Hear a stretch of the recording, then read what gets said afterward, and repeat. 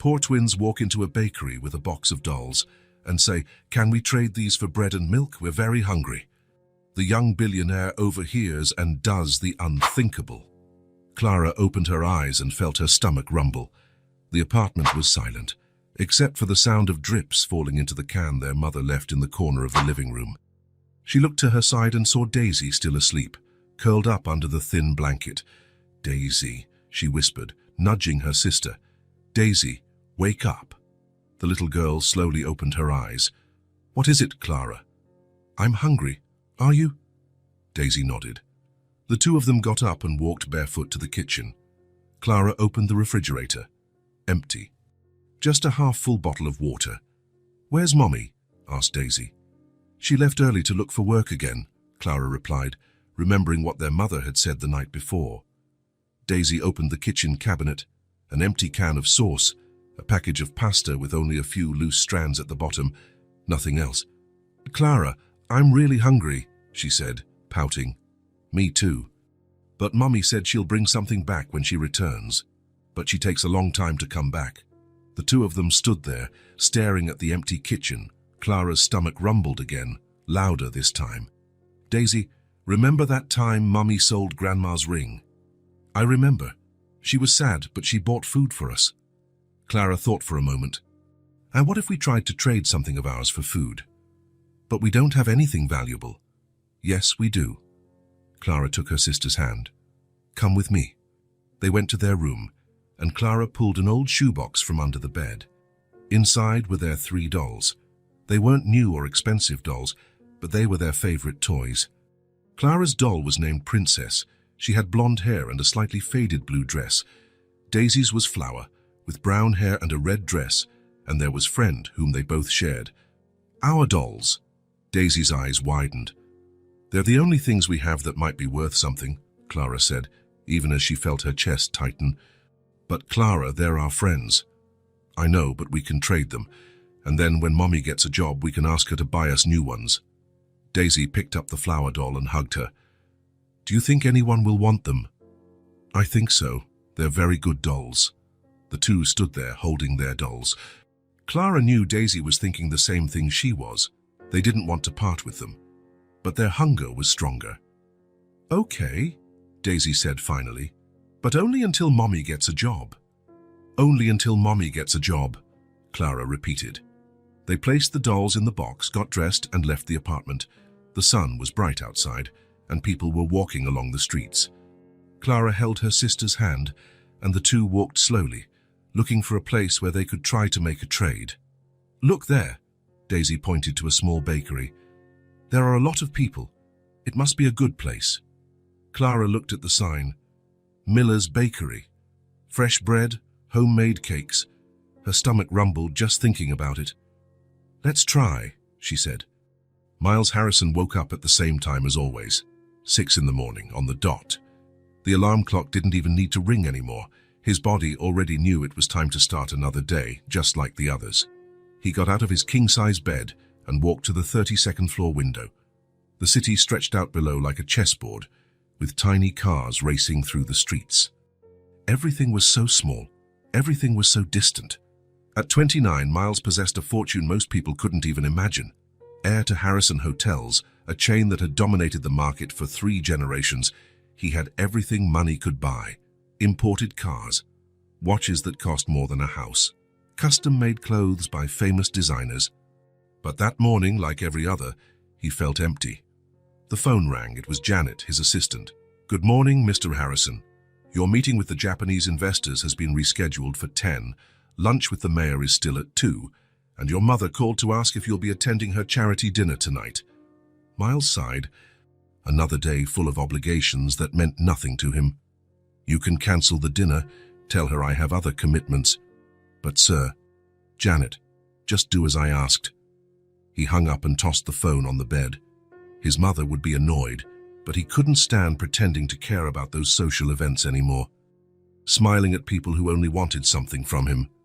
Making empty small talk about business and politics. Miles showered, put on a suit that cost more than many people's annual salary, and went down for breakfast. The table was set with the finest china, but he was alone. as always. He ate in silence, looking at the news on his tablet. More numbers, more reports, more money flowing into the company's accounts. It was all automatic now. The family empire ran itself, and he was just a decorative piece at the top. At 9 o'clock, the driver was waiting for him at the entrance of the building, a black Mercedes with tinted windows. Miles got in and sank into the leather seat. "To the office, would Mr. Harrison?" asked Robert, warned the driver. Miles was about to say yes when something caught his eye. Across the street, there was a small bakery. Nothing special, just a simple sign, Miller's Bakery. The windows were fogged up from the warm steam coming from inside. Why not? It was better than going straight to another pointless meeting. "No, Robert. Drop me off at the bakery over there." The driver frowned. "Sir?" "The bakery across the street, just for a few minutes." Robert went around the block and stopped in front of the establishment. Miles got out of the car and stood on the sidewalk for a moment. Why had he asked to stop here? He didn't even know. The bakery door made a little bell sound when he entered. The smell of fresh bread filled his nostrils. It was an aroma he hadn't smelled in years, simple but comforting. The place was small and cramped. The shelves were filled with bread, homemade cakes and cookies. Behind the counter, a man in his 60s, wearing a white apron covered in flour, smiled at him. "Good morning, how can I help you?" Miles looked around, not quite sure what he was doing there. I just came to have a look." "Of course, feel free. We have fresh bread just out of the oven a little while ago." It was then that Miles heard the voices, two childish voices, whispering near the door. "Go on, Clara, ask him." "No, you ask Daisy. You're braver." Miles turned and saw two little girls, twins, apparently. They must have been about 5 years old.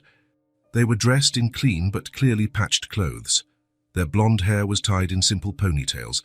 The braver of the two, probably Daisy, was holding an old shoebox. She took a deep breath and approached the counter. "Sir," she said in a small but determined voice, holding up the box, "can we trade these dolls for bread and milk? We're very hungry." Miles felt something tighten in his chest. He discreetly moved closer, pretending to look at the bread on the shelf. The bakery owner opened the box, and Miles could see the contents over the girls' shoulders. There were 3 old dolls inside. They were well cared for, but it was obvious they had been much loved. One of them had a loose arm, attached only by a few threads. "Girls," the baker said kindly, "are you sure? These dolls seem very special to you."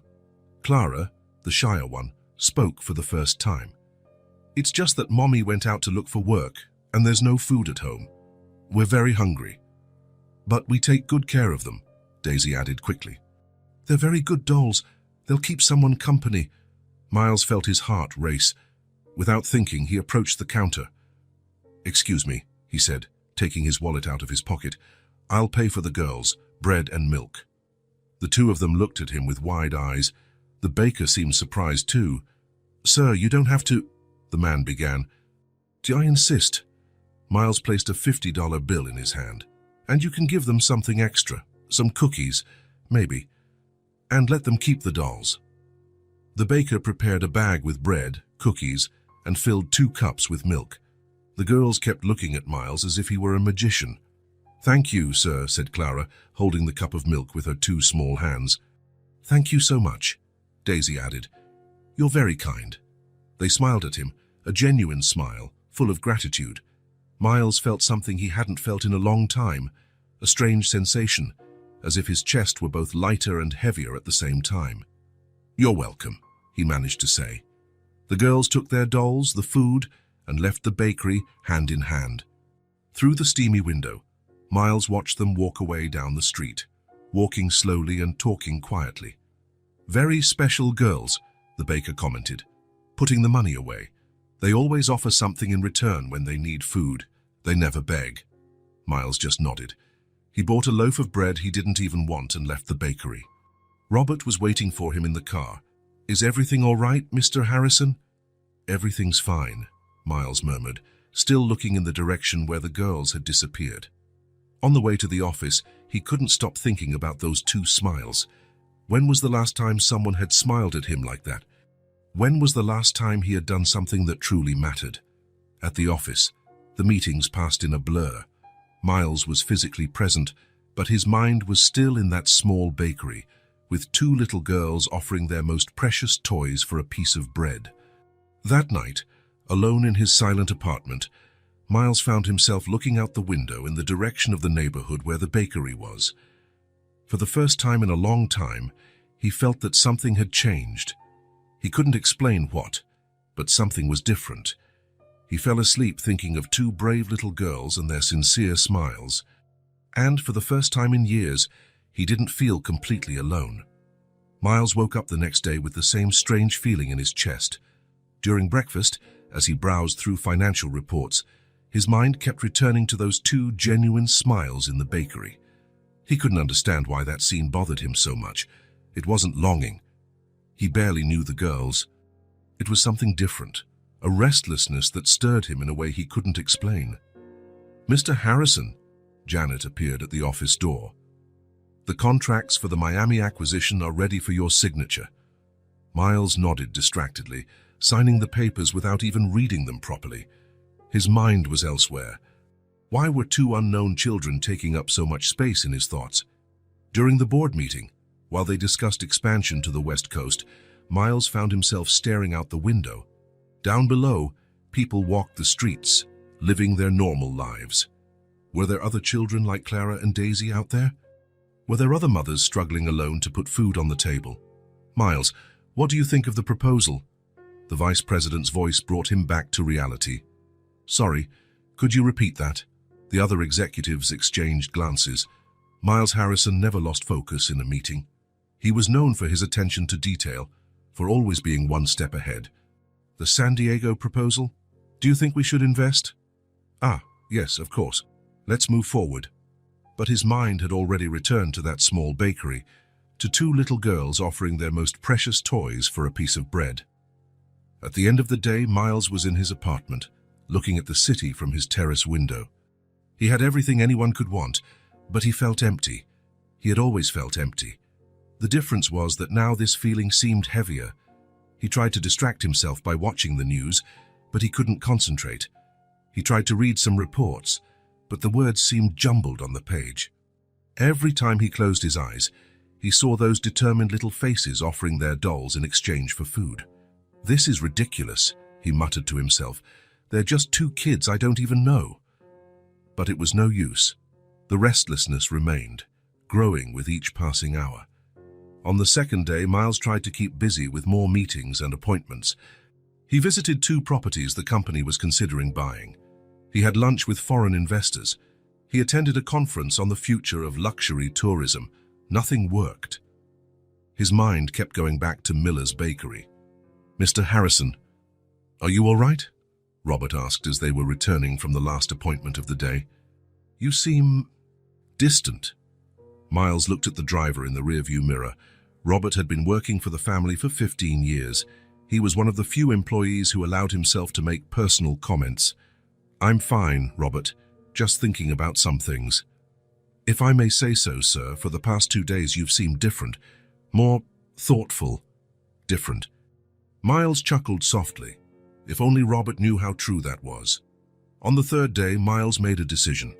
After breakfast, instead of going straight to the office, he asked Robert to take the route that passed by Miller's bakery. "Let's drive through that neighborhood again, Robert." "Which neighborhood, sir?" "The one where the bakery is." "Miller's bakery?" Robert seemed surprised but didn't comment. As they passed in front of the bakery, Miles looked closely. But he didn't see any sign of the girls. He felt a pang of disappointment that surprised him. "Can you drive around the block?" "Of course, sir." They drove past the street 3 times, but Clara and Daisy weren't there. Miles felt foolish. What exactly did he expect to find? And why did it matter so much to him? On the 4th day, he repeated the same ritual. And on the 5th, too. Robert started automatically including that route on the way to the office without even asking. Miles knew he was being irrational, but he couldn't stop. There was something about those 2 girls that moved him in a way he didn't understand. Maybe it was their courage, or their dignity, or simply the sincerity of their smiles. He had met many people throughout his life, businessmen, politicians, celebrities, People who wanted to impress him, who had ulterior motives, who saw him only as a business opportunity or a ladder to climb in life. But Clara and Daisy had been different. They didn't know who he was. They didn't know how much money he had. They had just thanked him sincerely and gone on with their lives. On Friday, Miles was particularly restless. He had woken up before 5 in the morning and couldn't get back to sleep. During breakfast, he picked at his food, eating almost nothing. "Mr. Harrison," Janet appeared with a stack of documents. "Your schedule is quite full today. The meeting with the London partners is at 9. Then you have—" "Janet, cancel everything." She blinked, confused. Sir, cancel all of today's appointments. Say I have a family emergency. But sir, the meeting with London, reschedule it for next week, and I don't want to be disturbed today." Janet left, shaking her head. In 15 years of working for him, she had never seen Miles cancel an important meeting on impulse. Miles went down to the garage and, for the first time in years, took one of his personal cars instead of calling Robert. He needed to drive. He needed to think. He needed to understand what was happening to him. He drove aimlessly through the city for nearly 2 hours. He passed through neighborhoods he had never visited, saw people living lives he had never imagined. Families in parks, children playing in the street, couples walking hand in hand.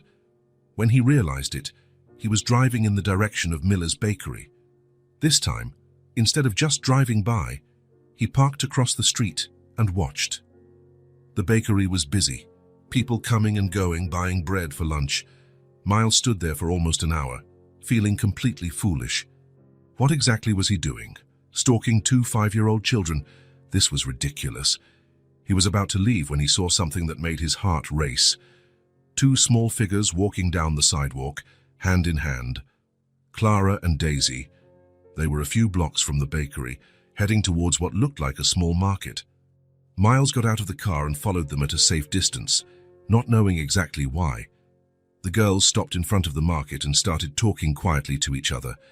Clara was holding something in her hand. It looked like a few coins. Daisy pointed inside the store and nodded. Miles approached slowly, pretending to look at a nearby shop window. "Do you think we can buy a banana?" he heard Clara ask. "I don't know. Let's see how much it costs." The 2 of them entered the market. Miles waited a few seconds and followed them. Inside the store, the girls were standing in front of the fruit section, counting the coins they had. 3 bananas cost $1. Daisy read the price out loud. "Well, we only have 80 cents, Clara said, disappointed. "Maybe the man will take 80 cents for 2 bananas. They approached the cashier, a young man who was chewing gum and looking at his phone. "Excuse me," Clara said shyly. "Will you take 80 cents for 2 bananas? The young man looked at them with a bored expression. "The price is right there. 3 for $1. I don't give discounts." "But we only have 80 cents, Daisy insisted. "And our mom is hungry." "Not my problem. Either you pay the right price or you get nothing." Miles felt anger rise within him. How could someone be so insensitive to 2 small children? Without thinking, he approached the counter. "I'll pay the difference," he said, placing a $5 bill on the counter. "And you can give them the bananas." Clara and Daisy turned around, surprised. When they saw who it was, their little faces lit up. "It's the man from the bakery," Daisy exclaimed, smiling. "The man who bought our bread," Clara added. Miles felt his chest warm. They remembered him. "Hi, girls. How are you?" "We're good," Daisy answered cheerfully. "Our mum got a few coins today and sent us to buy a banana." The cashier handed over the bananas and the change reluctantly. Miles took the change and gave it to Clara. "Thank you, sir," she said, looking at him with those big blue eyes. "You always show up when we need you." "It's like magic," Daisy added. Miles laughed. "It's not magic, just good luck. Do you want to have a snack with me? There's a cafe on the corner." The 2 looked at each other, excited. "Can we, sir?" "Of course you can." Miles took them to a small cafe on the corner. It was a simple place, with wooden tables and a basic menu, but it was clean and welcoming. "You can order whatever you want," he said, as they sat at a table near the window. The girls' eyes sparkled. They ordered grilled cheese sandwiches, apple juice, and a slice of chocolate cake to share. As they ate, they talked excitedly about everything and nothing. They told him about the dolls they had left at home, about a cat that always appeared in the courtyard of their apartment building, and about how they loved to draw. "And your mother?" Miles asked, trying to sound casual. "How is she?" The girl's expressions became a little more serious. "Mommy's fine," Clara answered. "Vice, but she gets sad sometimes." "Why?" "Because there's no work," Daisy explained. "She goes out every day to look, but she always comes back without finding anything." "She's very good," Clara added. "She sings to us before we sleep, even when she's sad." Miles felt a pang in his chest. "What's your mother's name?" "Anna," they both answered at the same time. "And where do you live?" "In a tiny little apartment," Daisy said. "It's not very pretty, but Mommy always keeps everything clean." "Mommy says it doesn't matter where we live. What matters is that we love each other," Clara added. Miles was silent for a moment, processing this information. Anna, a single, unemployed mother, struggling to feed her 2 young daughters, and yet she was teaching them about love and dignity. "You two are very brave," he said finally. "Brave?" Daisy seemed surprised. "Yes, the way you take care of each other, the way you help your mother, that's being brave." The girls smiled, proud. When they finished eating, Miles walked them back home. They lived in an old building, with peeling paint and creaky stairs, but Clara and Daisy ran up them as if it were the most wonderful place in the world. "Thank you for the snack, sir," Clara said when they reached their apartment door. "It was the best snack we've ever had," Daisy added. "You're welcome. It was a pleasure getting to know you better." The girls went into the apartment, waving from the window. Miles stood there for a few minutes, looking at the building. When he returned home that night, the restlessness had subsided a bit, but it had been replaced by something even stronger, the desire to do something. He didn't know exactly what, but he knew he couldn't just go back to his life as if nothing had happened. Clara, Daisy, and Anna, a small family struggling to survive in a large, indifferent city. And somehow, they had stirred something inside him that he didn't even know existed. That night, for the first time in a long time, Miles slept peacefully. Miles woke up on Monday with a different feeling. It was no longer the restlessness that had been haunting him. It was something lighter, more hopeful. For the first time in years, he had something to look forward to besides meetings and financial reports. He took his personal car and drove to the neighborhood where Clara and Daisy lived. As he neared their building, he slowed down and looked around. He didn't see them anywhere. He parked across the street and waited. 10 minutes passed. 20. He was starting to feel ridiculous when the building door opened. Clara and Daisy came running down the stairs, as always, hand in hand. They stopped on the sidewalk and began to look from side to side, as if they were looking for something or someone. Miles felt his heart race. Were they waiting for him? He got out of the car and crossed the street. When the girls saw him, their little faces lit up. "Sir!" Daisy shouted, running towards him. "We were waiting for you. Waiting for me." Miles knelt down to be at their height. "Yes, we thought maybe you'd come again today," Clara explained, shy but smiling. "So we came to wait here on the sidewalk," Daisy added. "Our mum said we could stay here until 9. Good thing I came at the right time then. Have you had breakfast yet?" The two of them shook their heads no. "How about we go have breakfast together?" The girls' eyes sparkled. Miles took them to the cafe on the corner. They sat at the same table near the window. Clara and Daisy ordered pancakes with syrup and hot chocolate. "Kind sir." Miles laughed when they used the nickname again. "That's what we call you," Daisy explained, "because we don't know your name." "My name is Miles." "Miles," Clara repeated. "That's a nice name." "Mr. Miles," Daisy smiled. "Now we can tell our mommy your name." And he came back. The next day and the next and the one after that. Every morning, Clara and Daisy waited for him on the sidewalk. Sometimes they would go for breakfast. Other times they would just walk around the neighborhood, talking. "Push us on the swing, Mr. Miles," Daisy asked, when he started taking them to a small park. "Higher, higher," Clara shouted, laughing. Miles found himself laughing too. When was the last time he had laughed like that? On the 4th day, they showed him their dolls. They had brought Princess on Flowers and Friend to the park. "This is Princess," Clara said. "She's very brave. And this is Flower." Daisy showed him hers. "She likes to dance." "And Friend belongs to both of us," Clara explained. "We share her." The girls would tell him about their day's adventures, how they had helped an elderly neighbor, how they had found an injured kitten and taken care of it, how they had drawn cards to make their mum happier. "Our mum gets very sad when she can't find work," Clara told him one day. "She thinks we don't see it, but we do. She goes into the bathroom and cries quietly," Daisy added. "We pretend not to hear, but we hear." Miles felt his heart ache. Two 5-year-old girls worried about emotionally taking care of their mother. "You two are very special," he said. "Your mother is very lucky to have you." "We're the lucky ones to have her," Clara replied. "And now we're lucky to have you too." "It's like we have a bigger family," Daisy smiled. Family. The word echoed in Miles' mind. That was exactly how he felt. At the end of the second week, Miles realized that something had fundamentally changed in his life. His days revolved around these meetings with Clara and Daisy. "Mr. Miles," Clara said one day when they were at the park, "can we ask you something?" "Of course. Do you have a family?" "I have my mother, but we're not very close." "And a father?" "My father died when I was little." "Just like ours," Daisy said quietly. "Mommy says he was very good," Clara said, "that he used to sing to us when we were babies. And that he loved us very much," Daisy added. "But he got sick and went to heaven." Miles was silent for a moment. Anna had lost her husband and was now struggling alone to raise her daughters. "Mr. Miles," Daisy said suddenly, "do you want to meet our mommy?" Miles's heart leaped. He had thought about it many times. "Do you think she would like to meet me?" "I think so," Clara replied. "We talk about you to her every day, and she always asks about the kind sir." Daisy smiled. She said that anyone who is so good to her daughters must be a special person. "I would love to meet your mother. Then we can arrange it."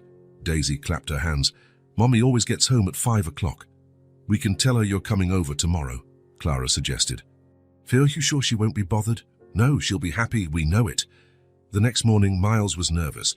Clara and Daisy were waiting for him on the sidewalk, more excited than usual. "Mr. Miles, Mommy said yes," Clara announced. "She's excited to meet you," Daisy added.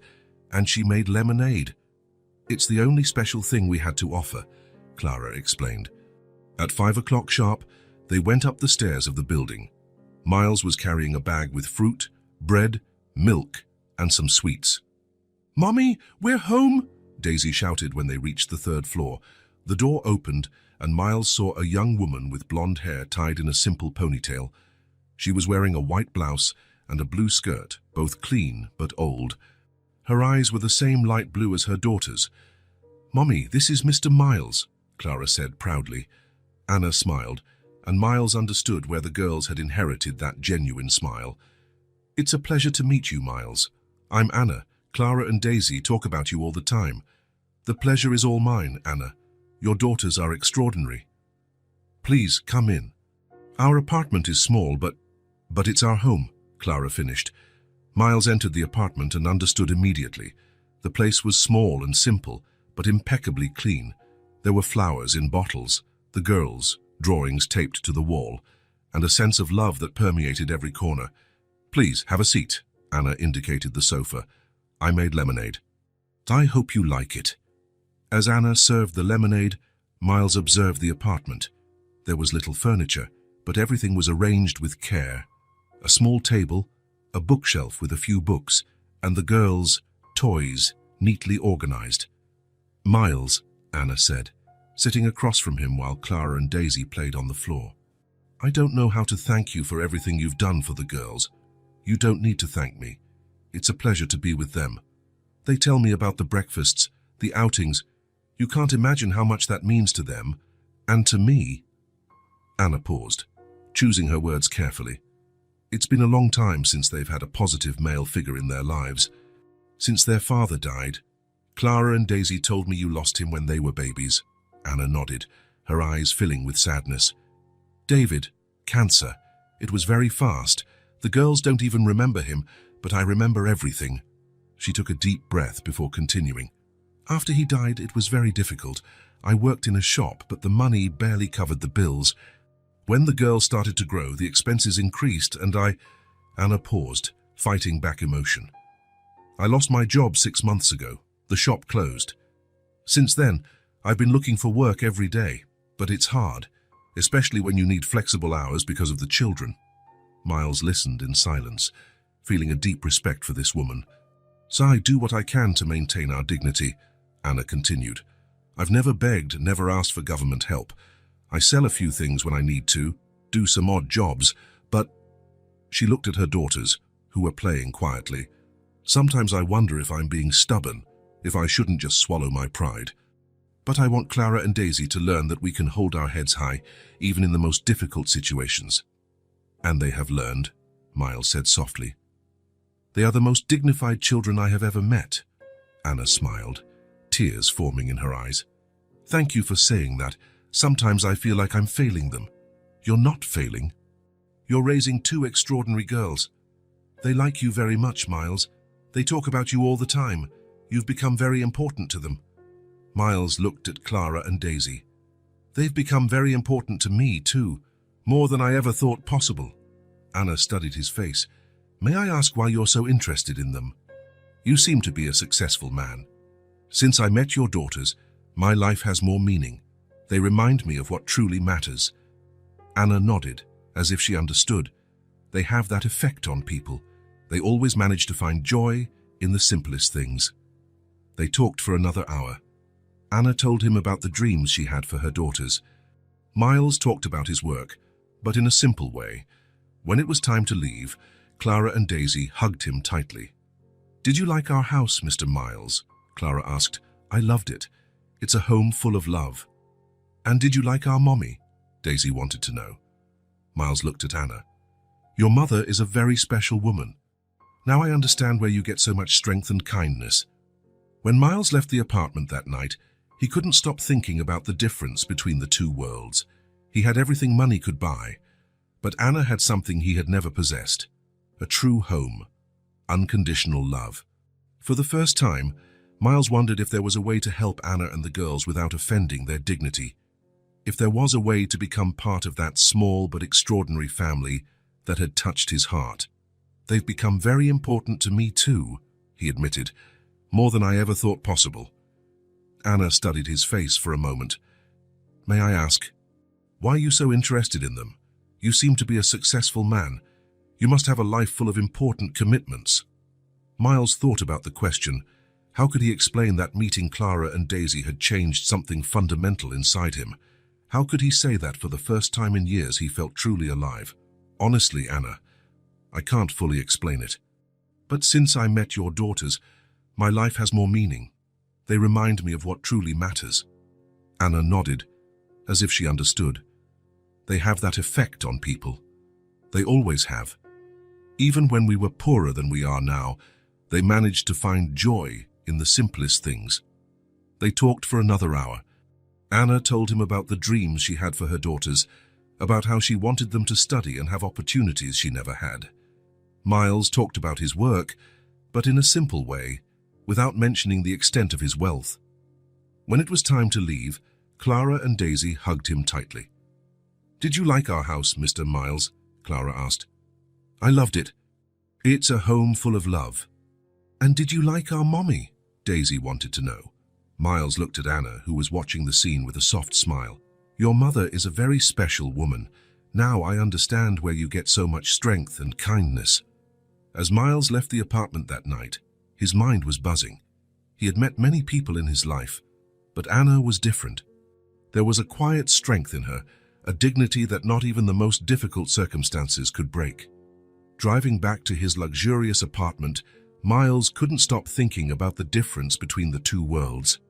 He had everything money could buy, but Anna had something he had never possessed, a true home, unconditional love, and the genuine respect of people who truly knew him.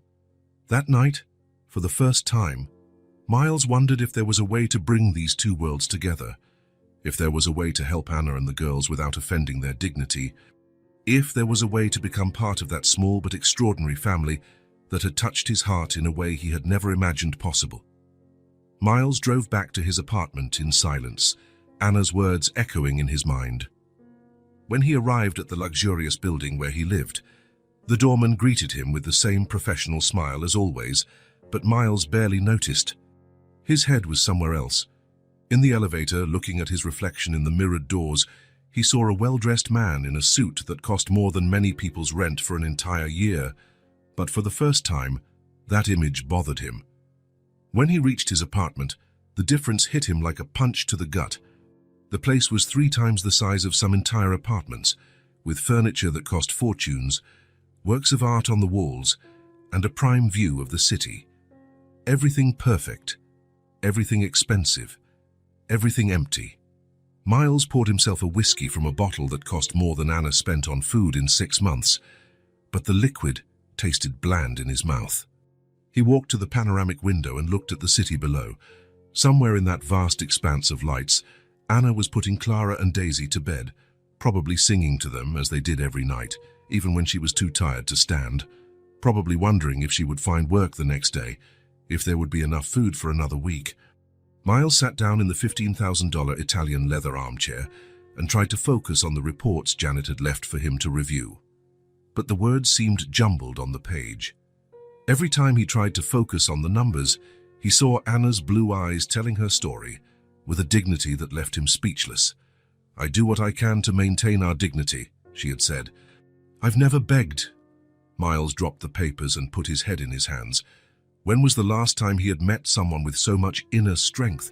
When was the last time he had felt so small in the face of someone else's greatness of character? He tried to distract himself by turning on the 70-inch television, but the images passed without registering in his mind. He tried to take a bath in the marble tub that was larger than Anna's entire bathroom, but the hot water couldn't ease the restlessness he felt. That night, Miles barely slept. He lay in his king-size bed, staring at the ceiling, thinking about the stark difference between the 2 worlds he had experienced that day. On one hand, his life of purposeless luxury. On the other, a small but united family fighting with dignity against adversity. The next morning, Miles woke up with a crystal-clear certainty. He had to do something, but not just anything. He didn't want to be another rich man handing out charity to ease his conscience. He wanted to do something that truly mattered, something that respected the dignity of that family, that had moved him more deeply than any million-dollar deal. During breakfast, Miles could barely eat. His mind was too busy processing what he had discovered about himself in the last 24 hours. He wasn't just rich and empty. He was capable of feeling something real, something profound when he met genuine people. "Mr. Harrison?" Janet appeared at the office door with a stack of documents. "The contracts for the Seattle acquisition are ready, and the board wants to meet this afternoon to discuss the expansion into Europe." Miles looked at her as if he were seeing her for the first time. Janet had worked for him for years, but he had never asked about her personal life. He had never been interested in knowing if she had children, if she was happy, if her dreams were being realized. "Janet," he said suddenly, "do you have children?"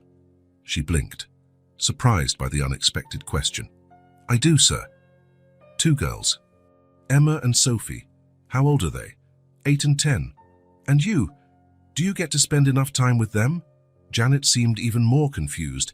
"Well, I work a lot, as you know, but I try to make up for it on the weekends." Miles nodded, feeling a pang of guilt. How many extra hours had he asked Janet to work over the years? How many times had she missed important moments with her daughters because he needed another report, another meeting? "Janet, starting today, I want you to leave at 5 o'clock every day. I don't want any more unnecessary overtime." "Sir, but what if something urgent comes up?" "If it's truly urgent, we'll deal with it. But your family is more important than any report." Janet smiled, clearly touched. "Thank you, Mr. Harrison. That means a lot to me." After she left, Miles was alone with his thoughts. He began to wonder how many other people in his life he had treated as pieces of a chess game, useful only for his own goals. During lunch, Miles couldn't concentrate on the conversation with the London investors. His mind was busy drawing up a plan. He wanted to help Anna, but in a way that preserved her dignity. He didn't want to give her money. He wanted to give her an opportunity. Anna had said she looked for work every day. that she needed flexible hours because of the girls. Miles owned a hotel chain. Surely there would be a suitable position for her somewhere. After lunch, Miles asked Janet to bring the human resources files for all the chain's hotels in the city. He wanted to understand exactly what types of vacancies were available, which offered the best benefits, and which would have hours compatible with a single mother's routine. "Mr. Harrison," Janet said as she brought the files, "may I ask why you're interested in the HR details? Usually, that's handled by the managers. I'm thinking about some changes. I want to better understand how we treat our employees." Miles spent the entire afternoon studying the files. He discovered that Harrison Hotels offered a decent benefits package, health insurance, meal vouchers, and a partner daycare for employees, children. Nothing revolutionary, but better than many companies. There was a vacancy in the housekeeping department of the main hotel. Hours from 6 in the morning to 2 in the afternoon, Monday to Friday. Perfect for someone who needed to pick up their daughters from school. The salary wasn't high, but it was stable, with the possibility of internal growth. Miles made a few calls to the HR department. He wanted to make sure everything would be ready, that there would be no unnecessary bureaucracy, that the process would be as smooth as possible. "Mr. Harrison," said Margaret, the HR director, when he explained the situation, "it's very noble of you to take a personal interest in a candidate, but may I ask how you know this person?" "It's a personal situation, someone I admire very much. I want to make sure she gets a fair opportunity." "Of course, sir. I'll arrange everything. She can start on Monday if she wants." When he finished his calls, Miles felt something he hadn't felt in a long time: purpose. Not the kind of empty satisfaction that came from closing another lucrative deal, but something deeper. The feeling that he was doing something that truly mattered. The next day, Miles drove to the market near Anna's apartment. He filled 2 baskets with everything a family could need: fruits, vegetables, meat, dairy, cleaning supplies, toiletries. But he was careful not to overdo it. He didn't want it to look like charity. He wanted it to look like a gift from a friend. When he arrived at the building, Clara and Daisy were playing on the sidewalk. They ran to him with the brightest smiles he had ever seen. "Mr. Miles," Daisy shouted, "we were waiting for you." "Mommy said you would come back," Clara added. "She was very happy after you left yesterday." "Happy why?" Miles asked, curious. "Because she said you're a truly good person," Daisy explained, "and that we can trust you." Miles felt his chest warm. Anna's trust meant more to him than any $1 million contract. "Is your mommy home?" he asked. "She is. She came home early today. She didn't find a job again, but she said it doesn't matter, that something good will happen soon." Miles went up the stairs with the 2 baskets, followed by the excited girls. When Anna opened the door and saw the groceries, her eyes widened. "Miles, you shouldn't have—" "It's not charity, Anna," he said quickly. "It's a gift from a friend, and I have a proposal for you." Anna invited him in, clearly curious. The girls ran to play in their room, giving the adults privacy to talk. "Anna," Miles began, sitting on the small sofa. "Yesterday you told me about your search for work, that you need flexible hours and stability. I thought a lot about it, and I think I have something that might interest you." Anna sat on the edge of her chair, attentive. "I own a chain of hotels. We have an opening in the housekeeping department at the main hotel. Hours are 6 to 2, Monday to Friday. Full health insurance, meal vouchers, and we have a partnership with an excellent daycare where Clara and Daisy could stay while you work." Anna's eyes filled with tears. "Miles, is this real?" "Completely real. The salary is $2,800 a month to start, with a semi-annual review and the possibility of internal growth. If you want it, you can start on Monday." Anna covered her mouth with her hands, clearly moved. "I don't know what to say." "Say you'll accept. Not because you have to, but because you deserve it. Because you are a hard-working, dedicated woman, and any company would be lucky to have you." "But Miles, why are you doing this? You barely know me." Miles thought about the question for a moment. "Because you taught me something important, Anna. You showed me what real dignity is, what true strength is, and because Clara and Daisy taught me what unconditional love is." The three of you have changed my life more than any professional success ever has. Anna started to cry, but they were tears of relief and gratitude. It's not out of pity, she asked, vulnerably. Anna, look at me, Miles said, leaning forward. You've raised two extraordinary daughters on your own. You've maintained your family's dignity, even in the most difficult circumstances. You teach love and hope every day. I don't feel pity for you. I feel admiration, deep respect, and I'm honored to be able to offer you this opportunity. Anna wiped her tears and smiled. Then I accept with great pride. At that moment, Clara and Daisy came running from the kitchen. Mommy, why are you crying? Clara asked, concerned. They're happy tears, my love, Anna said, hugging them both. Mr. Miles offered Mommy a job. A real job? Daisy asked, excited. A real job, Anna confirmed. Yes, with a salary every month, health insurance, and you'll get to stay at a cool daycare while I work. The girls started jumping for joy, hugging Miles tightly. Now we won't be hungry anymore, Clara exclaimed. And Mommy won't be sad anymore, Daisy added. Miles knelt down to their level. Do you know why your mom got this job? The two of them shook their heads no. It's because she is a very special person, very hardworking and dedicated. She deserves all the good things that are happening. And because you are our guardian angel, Clara said, making Miles laugh. I'm no guardian angel. I'm just a friend who wants to see you happy. When Miles left the apartment that afternoon, he felt different. Lighter, yet at the same time fuller. For the first time in years, he had used his position and resources for something that truly mattered, not to make more money or impress investors, but to change the lives of people who had changed his. Driving back home, Miles reflected on how strange it was that three people he had met by chance in a bakery had made such a profound impact on his life. Anna, Clara, and Daisy had shown him what he was missing in his world of empty luxury. Real human connection, true purpose, and the satisfaction that comes from making a difference in someone's life. That night, Miles slept better than he had in years, and for the first time in a long time, he woke up looking forward to what the next day would bring. On Monday morning, Anna woke up at 5 o'clock. For the first time in months, it wasn't the knot of anxiety in her stomach that woke her, but anticipation. Today she would start a real job. A job with a contract, benefits, and the possibility of giving Clara and Daisy a better life. She got up quietly, showered quickly, and put on the clothes she had set out the night before. Clean jeans and a simple white blouse. Nothing fancy, but dignified. She wanted to make a good first impression. Mommy? Clara appeared at the bedroom door, rubbing her eyes. Is it time yet? Not yet, my love.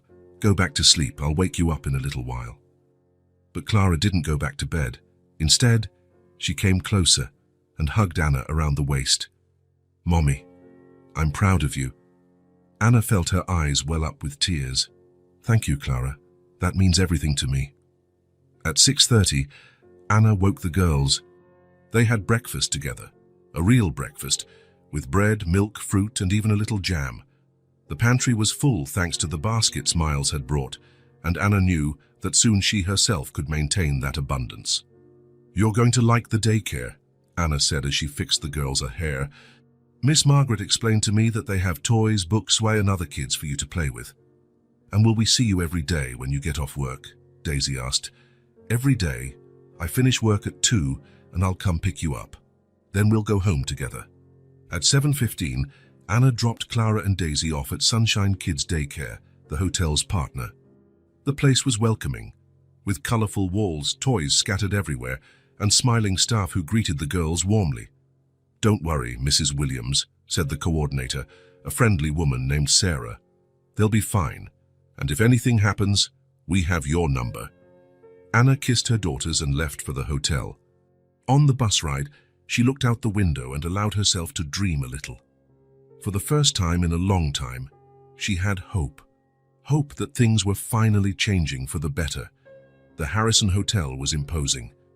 Anna had never entered such a luxurious place. The lobby was all marble, with enormous chandeliers and furniture that looked like it cost more than her entire apartment. For a moment, she felt out of place. Anna Williams, a woman in a suit, approached her. "I'm Margaret, from Human Resources. It's a pleasure to meet you." "The pleasure is mine," Anna replied, shaking her hand. Margaret took her to a room where she explained all the procedures, handed her the uniform, and introduced her to her supervisor, a 50-year-old woman named Rosa. "Welcome to the team, Anna," Rosa said with a genuine smile. "I've been working here for 15 years. It's a good place to work. The bosses treat us well." Rosa showed Anna the entire floor that would be her responsibility. 12 guest rooms, 2 service bathrooms, and a small corridor. It wasn't easy work, but Anna was used to hard labor. "The important thing is attention to detail," Rosa explained. "The guests pay a lot of money to stay here, so everything has to be perfect. But you'll get the hang of it over time." Anna started slowly, paying attention to every instruction: how to fold the sheets in a specific way, how to clean the bathroom without leaving streaks on the mirror, how to arrange the towels so they looked like they were from a magazine. The work was tiring, but Anna felt a satisfaction she hadn't felt in months. Every room she finished was a small victory. Every well-made bed was proof that she was capable, that she was contributing, that she had value. "You're fast," Rosa commented at lunchtime, "and careful. I like that." "Thank you. I want to do a good job." "You already are. Keep it up." During lunch in the employee cafeteria, Anna talked with other colleagues. She found out that many of them were single mothers too, that they all faced similar challenges, but that they had found a stability at the hotel that other companies didn't offer. "Mr. Harrison is different from other rich bosses," commented a colleague named Linda. "He genuinely cares about us. Last year, when my daughter got sick, he made sure I had all the necessary leave." Anna smiled, thinking about how Miles had changed her and the girls' lives. He really was different. The afternoon passed quickly. Anna finished her rooms 15 minutes early and helped a colleague who was running behind. When Rosa saw this, she made a point to praise her. Teamwork. That's important here. At 2 o'clock sharp, Anna clocked out and left the hotel. She was tired, yes, but it was a different kind of tired. It was the exhaustion of someone who had worked hard and done a good job. It was the exhaustion of dignity. On the bus to the daycare, Anna calculated mentally. With the salary she was going to receive, she could pay the rent on time, buy enough food for the whole month, and still have a little left over for emergencies. For the first time in a long time, she wouldn't have to choose between paying the electricity bill and buying milk for the girls. "Mommy!" Clara and Daisy ran to her when she arrived at the daycare. "How was your first day?" Anna asked, hugging them both. "It was amazing," Daisy exclaimed. "We made drawings, played with Play-Doh, and Miss Sarah read a really cool story." "And we made new friends," Clara added. "Emma and Sophie. They're really nice." On the way home, the girls recounted every detail of their day at daycare. Anna listened attentively, happy to see them so excited. For months, she had worried that they were missing out on important experiences by being home alone so much. "And how was Mommy's work?" Clara asked. "It was great, my love. Tiring, but great. Mommy is going to work there every day now." "Forever?" Daisy wanted to know. "I hope so, sweetie." "I hope so." When they got home, Anna prepared a snack for the girls and allowed herself to relax a bit on the sofa. She looked around the small apartment and saw it with new eyes. It wasn't much, but it was theirs. And now, with her job, she could even improve a few things. Maybe buy new sheets, maybe fix the dripping faucet. By the end of the first week, Anna had completely adapted to the routine. Waking up at 5, getting the girls ready, dropping them at daycare, working with dedication, picking them up at 2:15, and returning home for the rest of the day together. "Rosa is very impressed with you," Margaret commented on Friday. "She said you're one of the best employees she's ever trained." Anna smiled, proud. "Thank you, I try my best. And it shows. Keep up the good work." On Friday night, Anna did something she hadn't done in a long time. She cooked a special dinner for the girls. Nothing extravagant, but a roast chicken with potatoes and salad. A real family dinner. "Mommy, why is the food so yummy?" Daisy asked. Anna laughed. "Because Mommy's happy. When you're happy, everything tastes better." "Are you happy because of your job?" Clara wanted to know. I'm happy for many things, my love. For the job, for you two, for having met Mr. Miles, for having food on the table, for being together and healthy. That night, after putting the girls to bed, Anna sat at the kitchen table and did something she hadn't done in months. She planned for the future. She calculated how much she could save per month. She thought about enrolling the girls in dance or music classes when she had the extra funds. She even dreamed of getting a bigger apartment in the future. But the most important thing was the feeling of stability. For the first time since David had died, Anna felt she had control over her life, that she wasn't just surviving but living. On Saturday morning, Anna woke up rested. There was no rush, no anxiety about looking for work, just a quiet weekend with her daughters. "Mommy," Clara said during breakfast, "you seem different." "Different how?" "More happy, less worried." Anna smiled and hugged her daughter. "It's because I am, my love. Mommy is very happy." And it was true. For the first time in a long time, Anna Williams was happy. Not just relieved or hopeful, but genuinely happy. She had a job that respected her dignity, healthy daughters and a full pantry. She had stability, purpose, and the feeling that the future held good things. When she lay down in bed that night, Anna gave a silent thanks. She thanked Miles for coming into their lives. She thanked for the opportunity to start over. And she thanked for her daughters, who motivated her every day to be a better person. Life still wasn't easy, but it was dignified. And for Anna, that made all the difference. Miles was in his office reviewing some contracts when an idea came to his mind. It had been 2 weeks since Anna had started working at the hotel, and from the reports he received, she was doing exceptionally well. Rosa couldn't stop praising her dedication and attention to detail, but Miles hadn't seen Clara and Daisy since the day he offered Anna the job. He missed them. He missed their genuine smiles, their spontaneous conversations, the pure joy they brought to his life. He picked up the phone and called Margaret in Human Resources. "Margaret, can you give me Anna Williams's number? I want to talk to her about something." "Of course, Mr. Harrison. Is there a problem with her work?" "No, on the contrary. It's something personal." Miles called Anna that afternoon, when he knew she would already be home with the girls. "Anna, it's Miles." "Miles? What a nice surprise. How are you?" "I'm well. And you all? How is the adjustment to the job going?" "It's been wonderful. I don't know how to thank you for everything you've done for us. You don't need to thank me. Actually, I wanted to make a proposal. How about Clara and Daisy spend a Saturday with me at the hotel? They could see where you work, maybe have lunch at the restaurant, use the pool." On the other end of the line, Anna was silent for a moment. "Miles, that's very generous, but I don't want you to feel obligated." "Anna, it's not an obligation, it's a desire. I miss the girls, and I think it would be nice for them to see where their mom works, to feel a part of it all. Let me ask them." Miles heard Anna calling the girls and explaining the proposal. The response was immediate, shouts of joy and a chorus of, "Yes, yes, yes." "I think you have your answer," Anna laughed. "Far they would love to." On Saturday morning, Miles went to pick up Clara and Daisy. They were waiting on the sidewalk, wearing their best dresses and with their hair neatly styled in braids that Anna had done. "Mr. Miles," the two shouted in unison, running to him, "my favorite girls. You look beautiful." "Mommy said we were going to see where she works," Clara said, excited, "and that we were going to eat hotel food," Daisy added, her eyes shining. "We're going to do all that and more." During the drive to the hotel, the girls didn't stop talking. They told him about daycare, about the new friends they had made, about how proud they were of their mother. "Mommy comes home tired but happy," Clara observed. "She says she likes her job." "And she bought new food," Daisy exclaimed. "Even yogurt. We've never had yogurt before." Miles smiled, feeling his chest warm.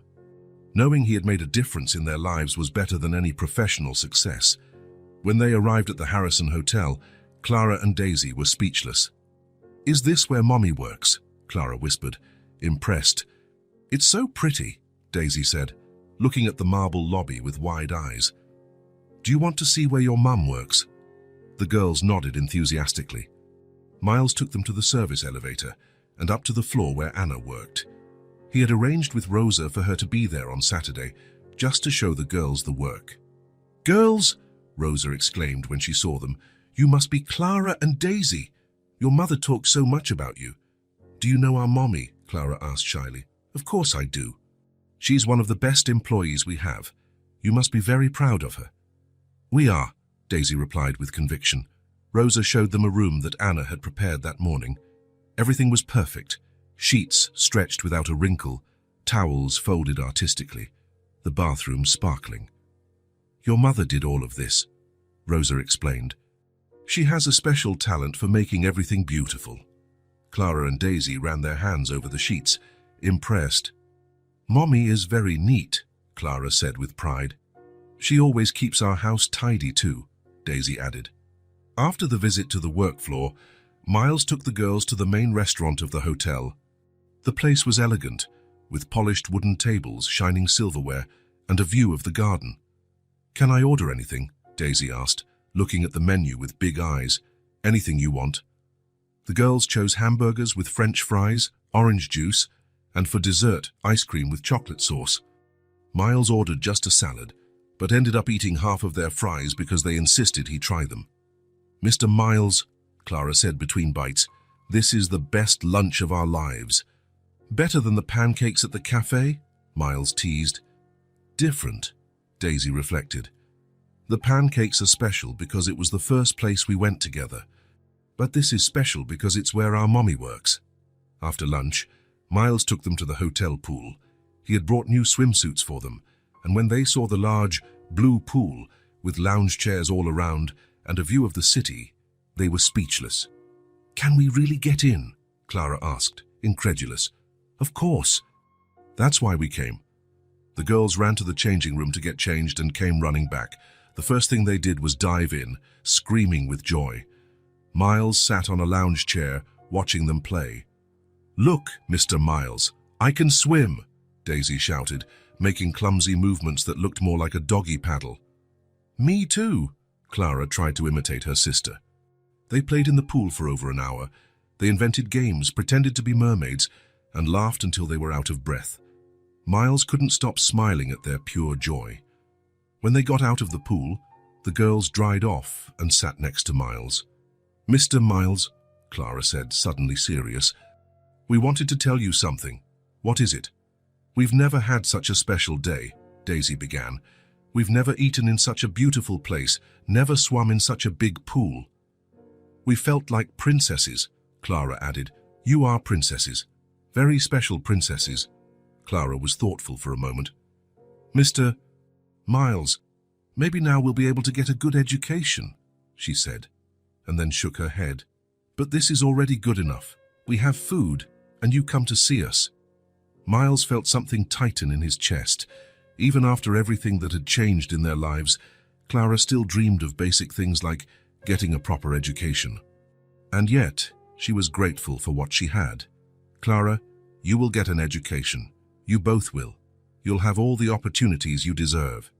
"Do you really think so?" Daisy asked, hopeful. "I'm sure of it. You are very smart girls. You'll achieve anything you want in life." At the end of the afternoon, Miles took the girls back home. They were tired but radiant, talking non-stop about everything they had experienced. "Mommy's not going to believe it," Clara said in the car. "We're going to tell her everything, every little thing," Daisy added. When they arrived at the building, Anna was waiting at the window. She ran down to greet them. "How was it, girls?" she asked, hugging them both. "So, Mommy, it was amazing," Clara began. "We saw where you work and Miss Rosa said you're the best employee."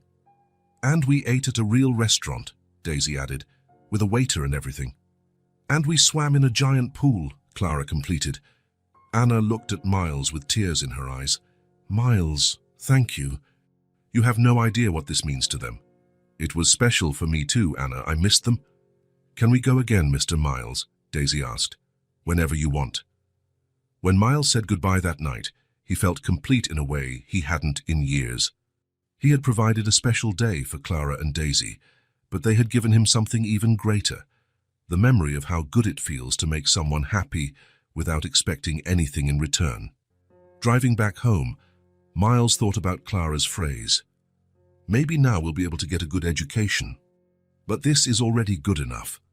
The gratitude of those girls, even while dreaming of such basic things, inspired him to be a better person every day. He had found more than 2 children in a bakery. He had found a family that taught him the true meaning of happiness.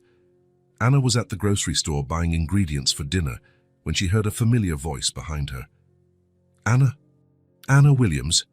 She turned and saw Brenda, a former colleague from the store where she had worked before becoming unemployed. Brenda had red hair and an expression that always seemed to be judging something. Hi, Brenda, Anna said, trying to sound cheerful. How are you? Fine, fine. And you? I heard you got a job. I did. At the Harrison Hotel. It's going very well.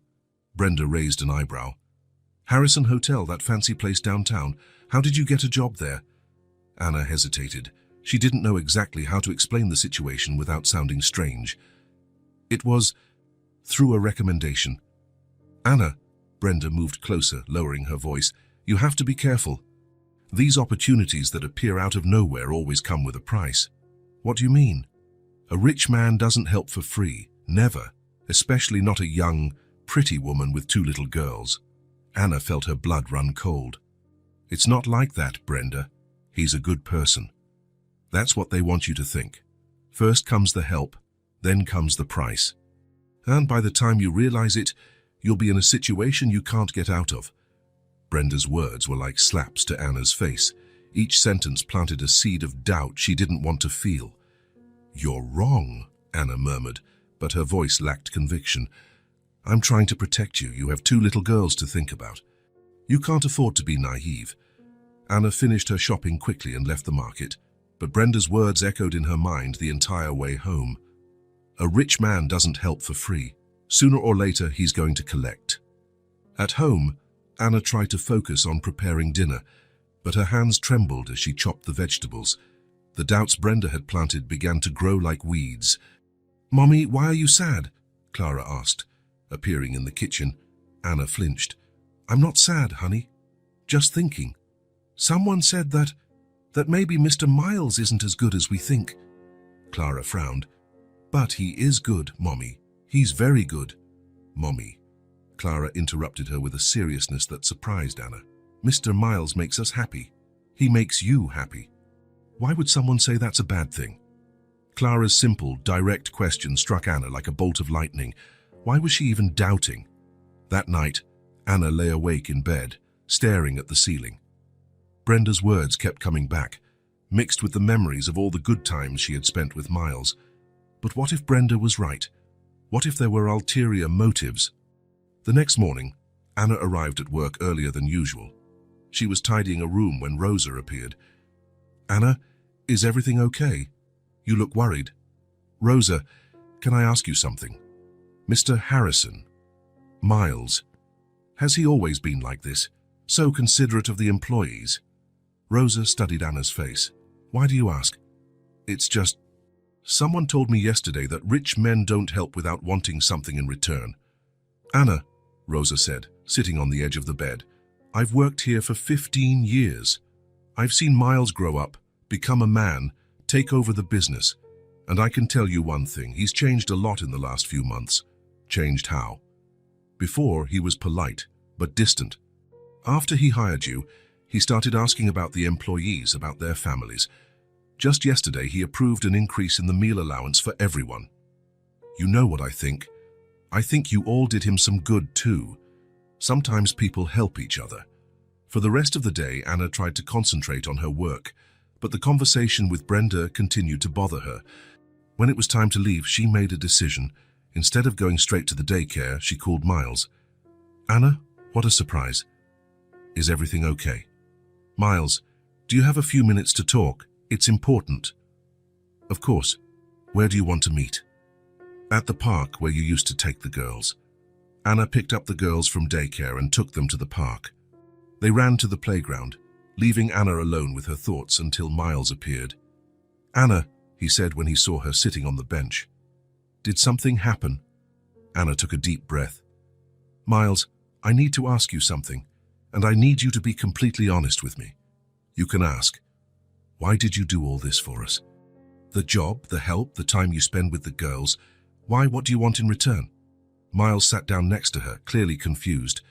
Anna, I don't understand. Did something happen? I ran into an old colleague yesterday. She said rich men don't help for free, that there's always a price. And I got to thinking. Miles was silent for a long moment, and Anna felt her heart race. Anna, he said finally, his voice soft but firm. Look at me. She turned to face him. I don't want anything from you. Nothing. I just want you to be okay. But why? Why do you care? Miles sighed, as if trying to find the right words. Before I met you and the girls, I was empty. I had everything money could buy, but I had no life. I had no purpose. You showed me what really matters. You showed me what true love, a real family, is like. He paused, looking at Clara and Daisy playing on the swings. I should be thanking you, not the other way around. You saved my life in a way you can't even imagine. Anna felt tears well up in her eyes. But what if people talk? Let them talk. I know who I am. You know who you are. And the girls know that we care about each other. That's what matters. Anna wiped her tears and smiled. I'm sorry for doubting. You don't need to apologize. It's natural for you to protect yourself. At that moment, Clara and Daisy ran towards them. Mr. Miles, Daisy shouted. We didn't know you were coming. I came to visit you. I missed you. We miss you too, Clara said, throwing herself into his arms. Actually, Miles said, I brought a surprise for you. What surprise? They both asked at the same time. Miles went to his car and came back carrying 2 colorful backpacks, 2 small school uniforms, and a bag full of school supplies. You're going to start studying in a real school, he announced. Clara and Daisy were silent for a moment, as if they couldn't believe it. Then they exploded into shouts of joy. Really?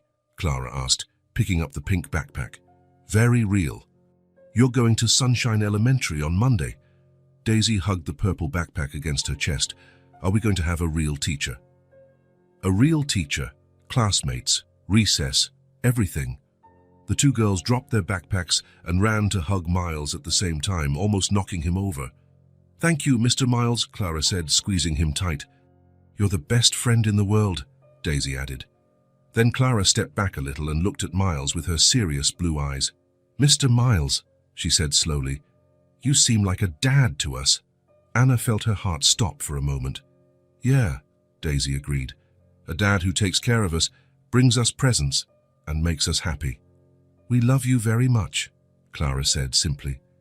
Miles stood motionless, clearly emotional. Anna saw tears form in his eyes, the first time she had seen him cry. He began, but his voice failed him. We really do love you, Daisy insisted. The way we loved the daddy who went to heaven, but who we don't remember. But we remember you, Clara completed. Toys, and we want you to always be with us. Miles knelt to their height and pulled them into another hug, this time not hiding his tears. I love you too, he said with a choked voice. More than you can imagine. Anna felt her own tears fall. She had never seen someone so moved by the simple, pure love of her daughters. And in that moment, all the doubts Brenda had planted disappeared completely. She knew, without a shadow of a doubt, that Miles was exactly who he appeared to be, a good man who had found a family. When they finally broke from the hug, Miles wiped his eyes and smiled. Now shall we see what's in these backpacks? Clara and Daisy spent the next half hour exploring every item, colored pencils, new notebooks, animal-shaped erasers. Each discovery was met with exclamations of joy. Mommy, look! Clara showed a pencil case full of colored pencils. There are 24 colors. And look at this, Mommy. Daisy showed off a small calculator. It's for math. Anna watched it all with a full heart. It wasn't just about the material gifts, but what they represented: hope, a future, possibilities. As the sun began to set, they prepared to leave. The girls couldn't stop talking about school. Miles, Anna said as he put the backpacks in the car, thank you for everything, and I'm sorry for doubting. You don't need to apologize. You were protecting your daughters. And thank you for being who you are, for genuinely caring. Miles smiled. Thank you for letting me be a part of your family. Family. The word that had frightened Anna at first now sounded perfect. That night, when Anna put the girls to bed, they couldn't stop talking about school. "Mommy," Clara said before closing her eyes, "do you think Mr. Miles will always be our friend? Always, my love. Even when we grow up. Even when you grow up." And for the first time since her conversation with Brenda, Anna truly believed it. Miles was in his office reviewing some contracts when the phone rang. It was Anna. "Miles, hi, it's me." "Anna, how are you and the girls?" "We're all fine." "Actually, I wanted to invite you to something." Miles stopped writing, giving his full attention. "What kind of invitation?" "A dinner, here at my place. Tomorrow night, if you can. Nothing fancy, just a family dinner." Miles felt his chest warm. "I would love that." "Great. Is 7 o'clock good?" "Perfect." The next day, Miles left work early. He stopped at a flower shop and bought a simple bouquet of daisies for Anna. He also bought chocolates for Clara and Daisy. When he arrived at the building, he could smell home-cooked food coming from several apartments. It was dinner time, and families were gathering. For the first time, he felt like a part of that world. "Mr. Miles!" Clara and Daisy shouted when he knocked on the door. "My favorite girls," he said, hugging them both. "How are you?" "We're good. Mommy is cooking a very yummy dinner," Daisy announced. "And we helped," Clara added proudly. Miles entered the apartment and immediately noticed the difference. There was a tablecloth on the table, not new, but clean and ironed. Flowers in a makeshift vase, lit candles. The small home was more alive, more welcoming than ever. "Miles," Anna appeared from the kitchen, wiping her hands on her apron. "You came." "Of course I came. I wouldn't miss it for anything." He handed her the flowers. "For you." "Thank you, they're beautiful." Anna smiled, clearly touched. "Please, sit. Dinner is almost ready." Miles sat at the table and watched the household move. Clara and Daisy helped Anna bring out the dishes. There was a natural organization, a family rhythm he had never experienced. "What did you cook?" he asked. "Roast chicken with potatoes," Daisy answered, excited. "And we made salad." "I cut the tomatoes," Clara said with pride. "Mommy taught me." When Anna brought out the main dish, Miles was impressed. The chicken was golden, the potatoes perfectly cooked, the salad colorful and fresh. It was simple, but made with love. "Anna, this looks amazing." "Thank you. It's been a long time since I've cooked a full dinner like this." During the meal, they talked about everything and nothing. Clara and Daisy told him about their new school, about the friends they were making. Anna talked about her job, about how fulfilled she felt.